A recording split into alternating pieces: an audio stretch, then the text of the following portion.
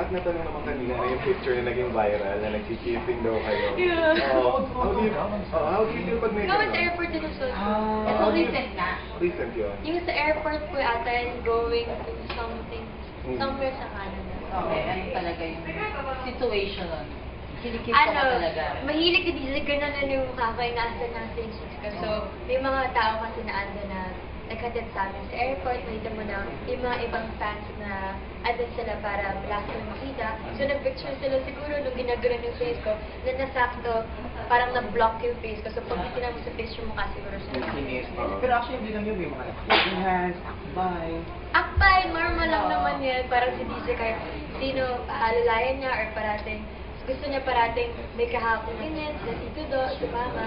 Claim niya siya talaga sa mga ganyan. So, yeah, yun lang. Very comfortable po kasi. Sanay na ba kayo ni DJ every time na may mga ganun lumalabas sa social media na nagkikiss daw kayo? Yung mga ganun, nasasanay ka na ba ba? Medyo, kasi alam naman namin na natatawanan na lang namin, alam namin na hindi naman totoo. So, hindi naman sa amin issue po.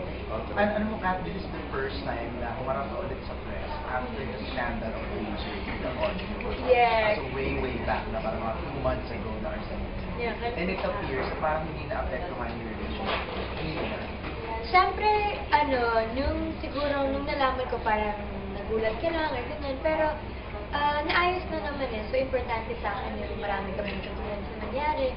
And feeling ko naman, planado naman talaga yung ligat kung bakit nangyari. And basta ngayon, ayos na, masaya na ulit. Nabawasan ba yung pagmamahal ko kay DJ? Wow! Ang lalim! Basta ngayon siguro mas nag-grow kami pareho sa nangyari. And nag-grow lahat na involved. But for a time, na-affected ka syempre. Yung Tampo ka? bench kita yun. Siguro nung lalo na naman, normal lang naman. Kung paano na naramdaman, kung mangyari sa inyo yun, parang ganun din siguro po yung naramdaman ko. Pero, inayos naman ni DJ, si Tita Carla, kita mo na lahat sila, in-ensure ako kung ano talaga yung nangyari. And of course, maniniwala naman ako sa kanila and tiwala naman ako sa kanila.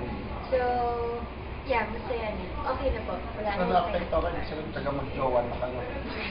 Bakit yung mga hard guy, di ba, na-apektuhan sila. So, parang ganun lang din. Kahit sino ma-involve sa ganun, ano magugulat